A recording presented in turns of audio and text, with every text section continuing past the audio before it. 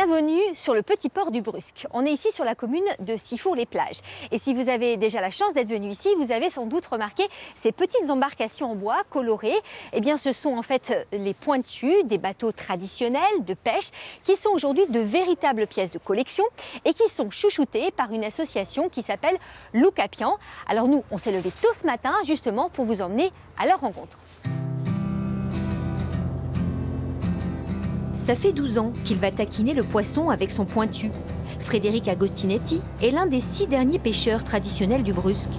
Sa passion va de pair avec son amour pour les barques traditionnelles méditerranéennes. Alors, il en est passé un peu? Ouais. Une relation qui remonte à l'adolescence. Là, moi j'avais 15 ans, en fait, c'est quand je voyais les pointus, les barquettes dans la lagune qui étaient abandonnées à l'époque. Et en voyant les pointus couler, ça m'a donné envie d'en restaurer un, quoi. Mais Frédéric ne s'est pas arrêté là. Il s'est donné pour mission de sauver tous les pointus du Brusque. En 2006, il a créé l'association Loucapian qui rassemble aujourd'hui une 60aine de passionnés. C'est l'âme du Brusque, quoi. Le Brusque sans les pointus, ça perdait tout son charme, quoi.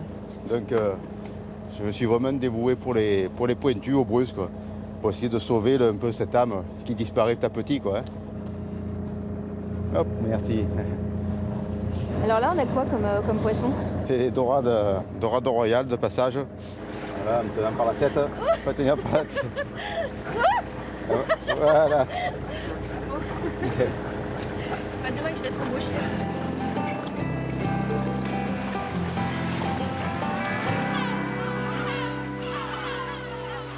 Alors Frédéric, il ne se contente pas de pêcher avec les pointus, il les restaure aussi dans son petit chantier naval ici à la Seine-sur-Mer. Et vous allez voir que restaurer des pointus, c'est du boulot. Pour Frédéric, pas question de céder à la facilité et au confort des matières modernes. Pour conserver l'âme de ces bateaux traditionnels, il les restaure à l'ancienne. Avec un peu de coton goudronné et de chanvre, il redonne aux pointus leur étanchéité d'origine.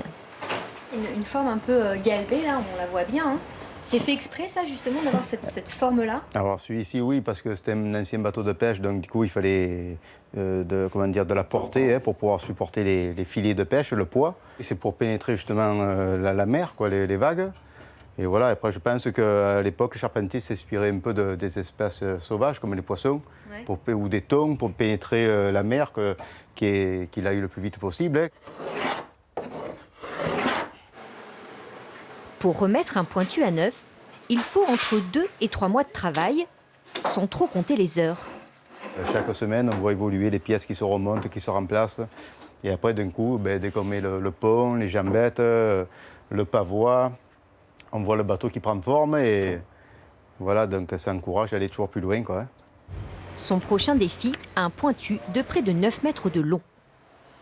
Alors je vous présente le Notre-Dame du Mont-Carmel. C'est le pointu le plus emblématique du Brusque, mais c'est surtout la dernière acquisition de l'association Loucapian. L'association qui a confié ici au lycée professionnel de la Coudoulière toute la restauration électrique et mécanique du bateau, et c'est ce qu'on va voir. Allez, il y en a un qui monte à bord. En priorité, se mettent au boulon ceux qui savent où sont les boulons. Hein, ok. Hein, voilà. Les autres, on regarde autour.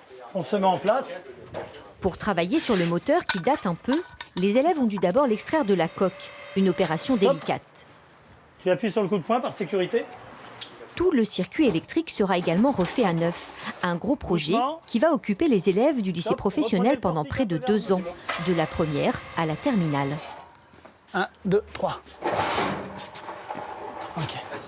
C'est un défi ou c'est quelque chose qui t'effraie un peu? Non, je trouve ça comme un défi. Moi. Pourquoi? Parce que c'est pas tous les jours qu'on peut travailler sur des pointus.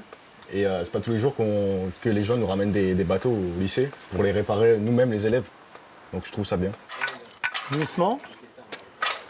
Enlève tes mains, s'il te plaît, Yacine, merci. Il n'y a pas que la mécanique, on va travailler un petit peu sur la globalité. Il y a un projet pluridisciplinaire derrière. On a des collègues, on a des cours de co-intervention où le collègue de français travaille avec le professeur de mécanique.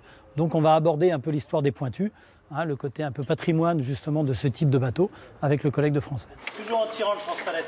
Cette coopération permet aussi aux jeunes de la région de se réapproprier leur patrimoine. Une grande satisfaction pour l'ancien propriétaire du Notre-Dame du Mont-Carmel, membre de On l'Oucapian, montrera la caisse à bord. et surtout pour le président de l'association. Didier Sauffin veut faire de ce pointu leur nouvelle mascotte. On avait un pointu centenaire qui avait une grosse histoire au Brusque. Il a participé à toutes les fêtes de village, la fête de la Saint-Pierre. Ça fait des années qu'il est au Brusque. Donc à un moment donné, l'association de sauvegarde des pointus en bois, on ne pouvait pas laisser ce bateau aller à la benne. Ça me fait plaisir parce que je suis très heureux qu'il ait une nouvelle vie, quoi, qu'il récupère une nouvelle vie. Il a 110 ans et j'espère bien pouvoir faire mon dernier voyage dessus. Grâce à la mobilisation de l'Oucapian et au travail du charpentier, la lagune du Brusque à Sifour a un peu retrouvé ses allures d'antan quand il fallait pêcher pour pouvoir manger. 80 membres participent régulièrement aux activités. De là à dire que la relève des pointus est assurée, ce n'est pas encore gagné, mais tout le monde y croit fort. Alors le Notre-Dame de Mont-Carmel, eh bien, il va rejoindre la soixantaine de pointus ici au port du Brusque en 2023. En attendant, je vous propose une dernière petite balade sur la lagune avec les passionnés de l'Oucapian. Bye!